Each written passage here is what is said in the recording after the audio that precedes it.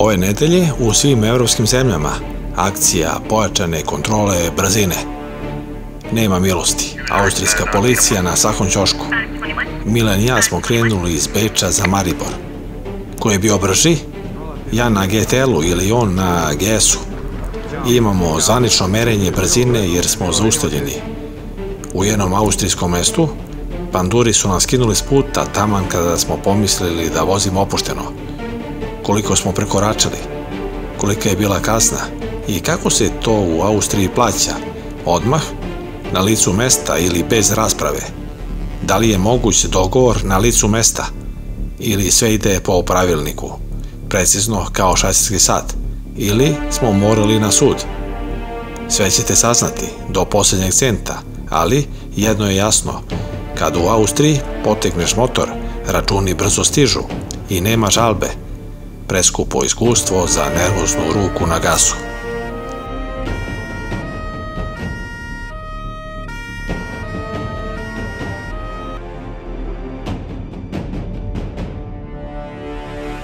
Čika Story je urednik emisije.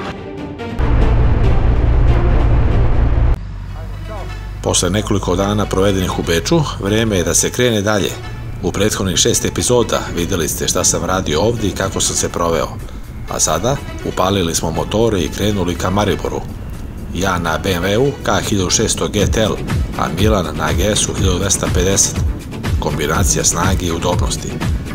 Prvi deo, nekih 30 km, vozimo autoputem, a onda se prebacujemo na lokalne pravce, jer Alpe Adria mototura nije za preskakanje pejzaža.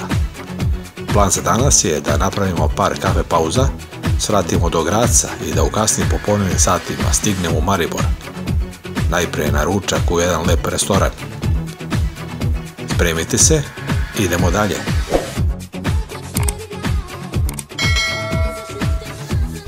Naredna 2 dana ću provesti sa Milanom, jednom izuzetnom osobom. Iako se znamo kratko vreme, ne treba puno, a da se shvati da je on iskreni prijatelj. Ono što bih posebno istakao, jedan je od najboljih vozača motora koga poznajem. Evo, shvatili smo jednu pumpu da kupimo nešto za doručak. Reci što ćeš ti. Evo, 10 je sati. Vozili smo nekih 65 km do sada. Prvi deo je bio autoput, pa smo se isključili na magistralni put B54. Vreme je onako oblačno, probije se blago sunce, temperatura 18 stepeni. Nastavno vožu dalje prema Gracu, najvećem gradu Austrije posle Beča. Gremo! Ajde! Ajmo! Pre nego što čujete glavnu temu ovog videa, a to su saobraćajni prekršaji i kazne u Austriji, a ono o čemu budem pričao 99,9% vas ne zna, a mnogi mi neće verovati, da prethodno predstavim šta radimo danas. Vozimo relaciju Beč-Grac-Maribor, pokrajine, Donja Austrija, Koruška, Štajerska. Predstavit ću vam Grac u najlepšem svetlu. Sledi obilje informacija o glavnom gradu Štajerske, a vidjet ćete i kakav je pogled sa tvrđave. Napravit ćemo kafe pauzu. A dan završiti u mariborskom restoranu.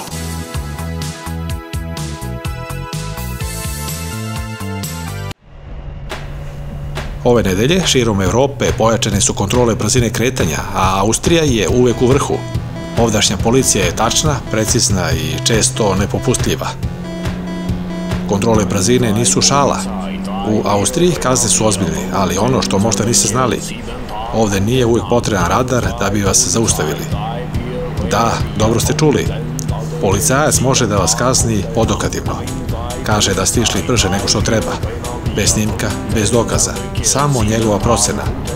I što je najluđe, zakon to dozvoljava. U praksi to znači da ste u njegovoj milosti ili nemilosti. I tu dolazimo do pitanja, šta ako niste prekoračili brzinu? Kako da dokažete suprotno? Ne možete. Kazna se naplaćuje odmah na licu mesta, u kešu ili karticom. Diskreciono, što znači da visinu određuje policajac, ne automat, ne kamera, ne zakon, nego čovek koji stoji ispred vas. Nema fiksnog cenovnika. Sve je po zakonu, ali da li je po pravdi?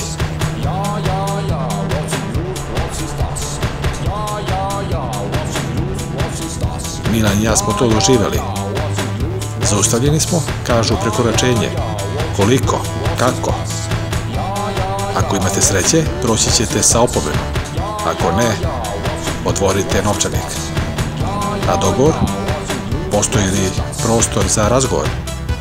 U teoriji ne, u praksi pa to zavisi od mesta, trenutka i policajca. Mi nismo imali izbora, a vi ćete uskoro saznati kako smo prošli i kako to izgleda kada vam brzinu meri oko, a ne radar. Platili smo kaznu 35 evra. Prekoračenje je navodno bilo 24 km na sat. U naseljenom mestu, gde je dozvoljena brzina 40, mi smo vozili 64 km na sat. U ovom momentu ja nisam znao za takve austrijske propise. Da, pored standardnog utvrđivanja prekoračenja brzine putem radara, postoji i odokativan metod. Čudno mi je bilo kako smo to Milan i ja baš u kilometar prekoračili dozvoljenu brzinu. Drugo, mi smo stajali tu nekih 6-7 minuta, a za to vreme niko nije bio zaustavljen zbog navodnog prekoračenja. Treće, policajci nisu imali radar pored sebe, a radar nismo primetili ni u naselju ispred mesta gde su nas zaustavili. Četvrto, Pandur je imao u rukama blokče gde je hemijskom upisao da smo vozili 64 km na sat i da treba da platimo po 35 evra. Po plaćenoj kazni dobili smo samo papirić. Nalazimo se u mestu Gleisdorf. Još nekih 25 km imamo do Graca. Milane, šta kažeš za kaznu? A šta ćemo sada? Da.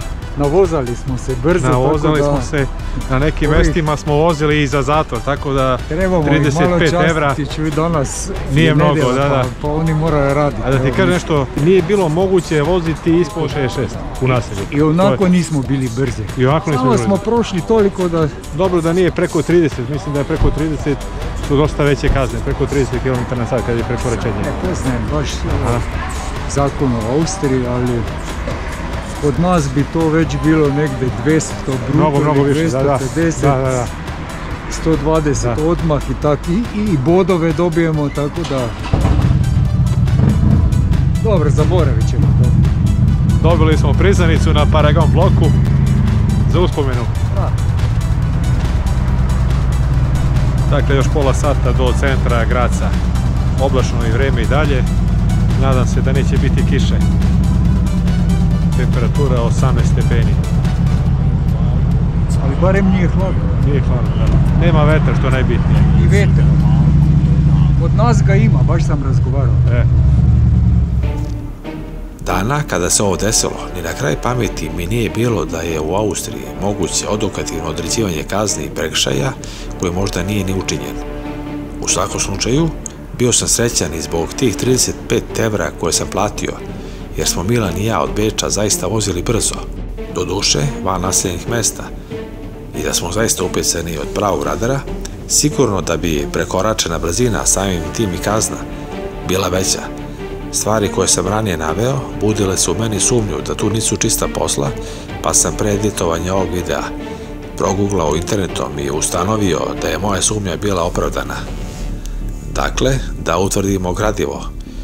Policijski službenici u Austriji imaju pravo da procene brzinu vozača bez elektronskih uređaja i izdaju kaznu po toj proceni u okviru diskrecionog opsega, odnosno zakon postavlja samo granične iznose, a visinu novčane kazne određuje Pandur na licu mesta, različito u svakoj pokrajini. Ta procena je krajnje subjektivna. Pandur procenjuje brzinu bez dokaza, odnosno bez standardnog radara, i izriče kaznu unutar propisanih opsega, pa je moguće da to bude nepravedno ili preuveličeno. Nema fiksnog cenovnika za manje prekršaje, odnosno one gde je propisana kazna ispod 726 evra, pa saobraćajac bira iz opsega, što stvara atmosferu neizvesnosti i potencijalnih zloupotreba. Što se tiče toga, da li je moglo manje, Odmah da kažem da mi cenkanje i eventualni dogovor nije padao na pamet jer nisam znao za ovakva pravila. I da mi se ovo ponovo desi, rizik bi mi bio da ulazim u ubeđivanje sa austrijskim pandurima. Daleko im lepa kuća.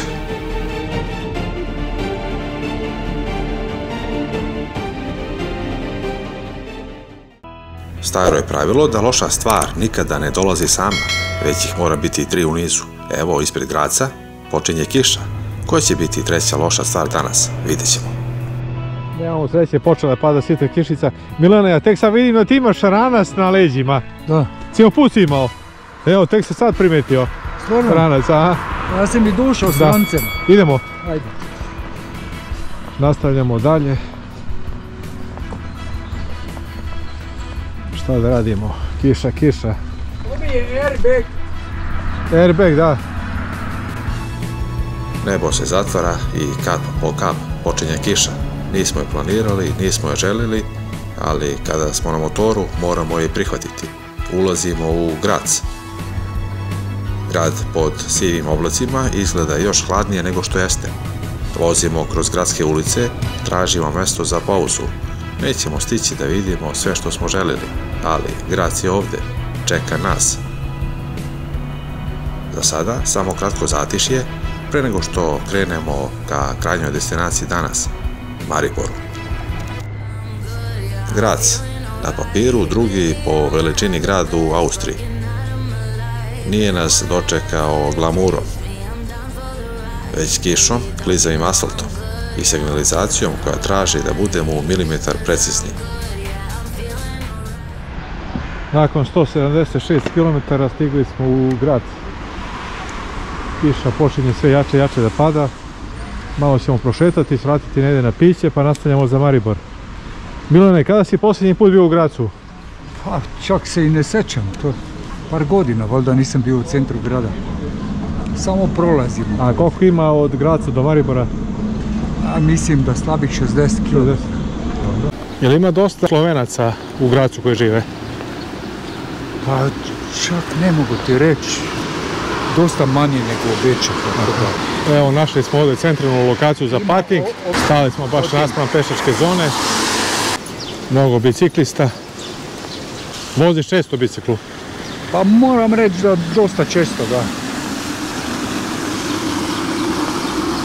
Ti praviš neke duže ture biciklom ili izlete samo? Sa ženom imamo električne bicikle, pa kad krenemo onda je to 40 do 60 km. Obično, to je neka tura. Da.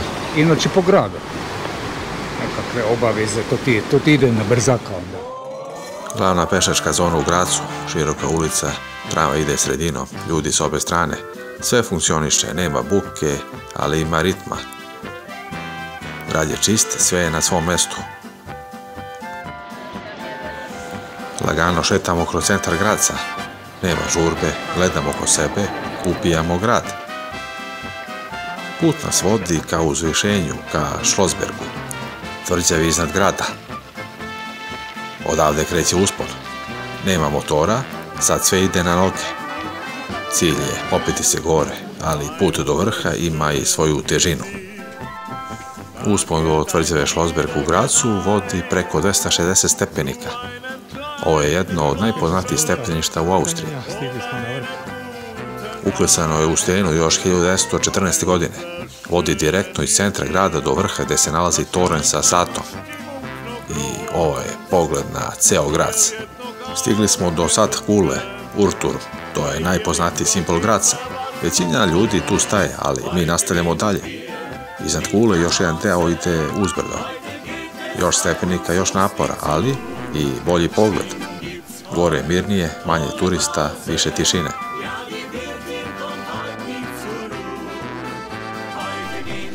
Evo, popeli smo se na najvišu tačku.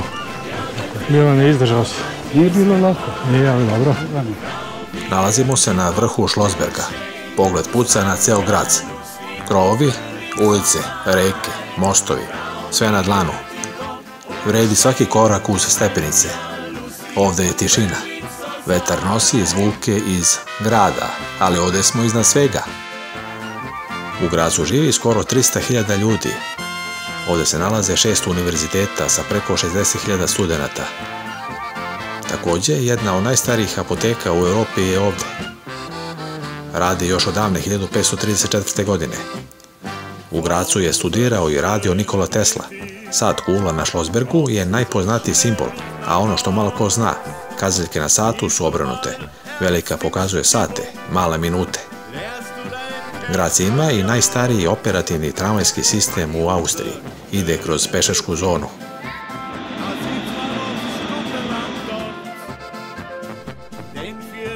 Na redu je kafe pauza. Milene, imam jedno pitanje za tebe. Ti si čekao da dođeš sa mnom u Grac da bi se popeo gore na Tvrđevu, a tvoja kuća je sat vremena vožnje. Kako je do toga došlo? Ne znam, nekako si nismo uzeli. Da. A kako nisi sa dolazio ovdje? Pa u ona vremena kad sam ja bio u školi nije se išlo. To je bio Truj zapad. To je bilo sve u Balkanu. Bilo je Jajce, Neretva, Sarajevo. Te stvari smo posjećivali. Da. Kumrovec je bio obavezan. Mislim, čini mi se već tamo negdje u 5. 6. razredu. To je bila kao nekakva obaveza da vidimo kuću Josipa Broza i tako. Sad kad budeš došao kući pa kaže, ajde budeš pričao da si bio u Gracu, da si se popeo gore. Napravio sam par snimaka, ja sam to već poslao. A poslao si već? Poslao, da vidi da sam blizu, da se vraćam. Ti se vozila nekada na stolu na motoru? Teo sam, ali pošto je bilo strah... Nije si privikla, znači... Nije željela, pa ja nisam insistirala na tome, tako da...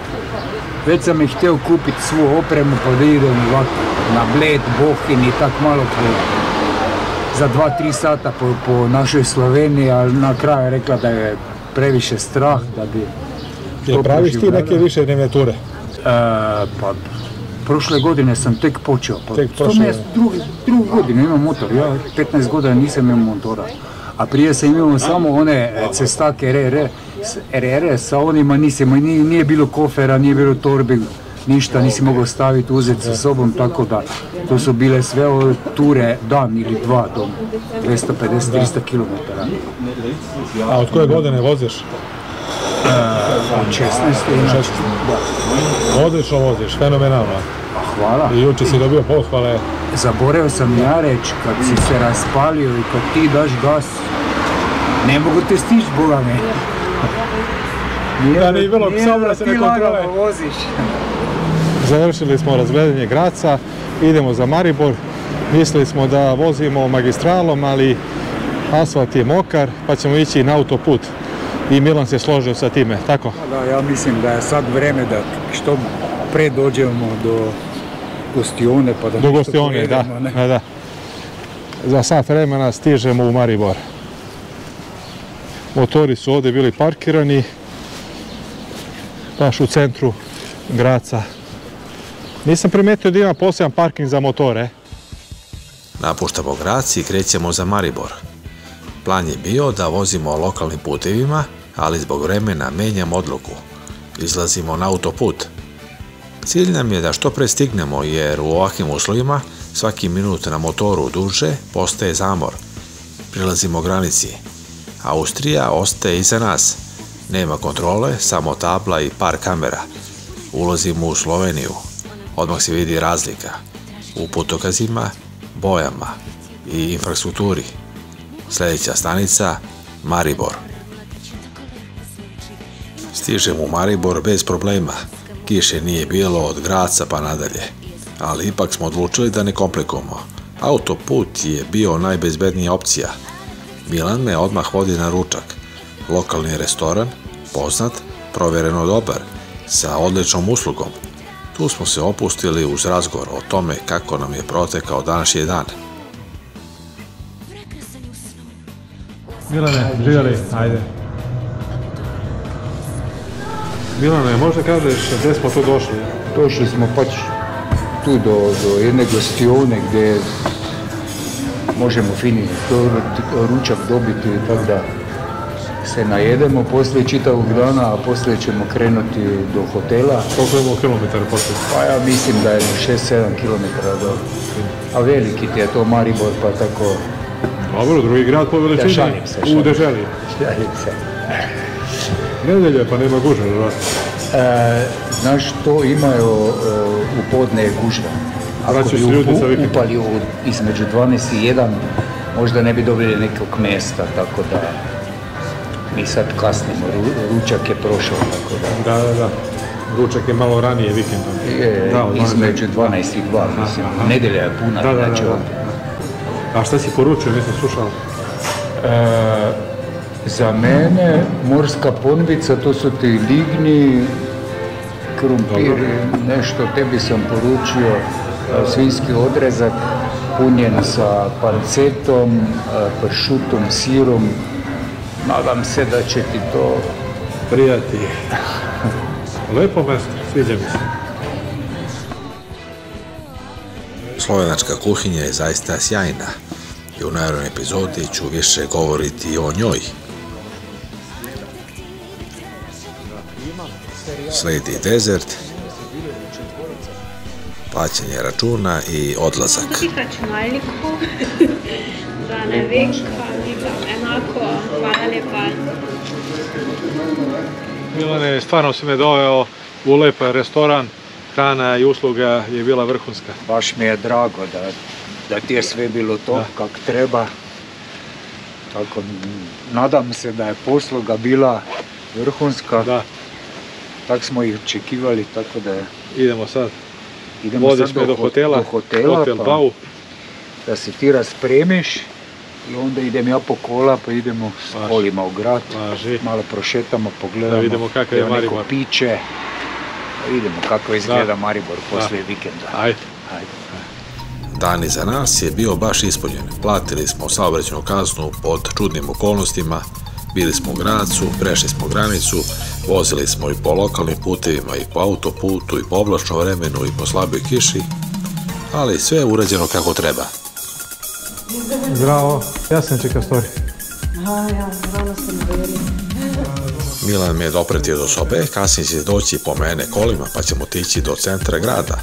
Sutra ujutru ću se prošetati sam Mariborom, a onda ću sa Milanom otići na jednu lepu vožnju. To bi bilo sve za danas. Hvala na pažnji i svako dobro.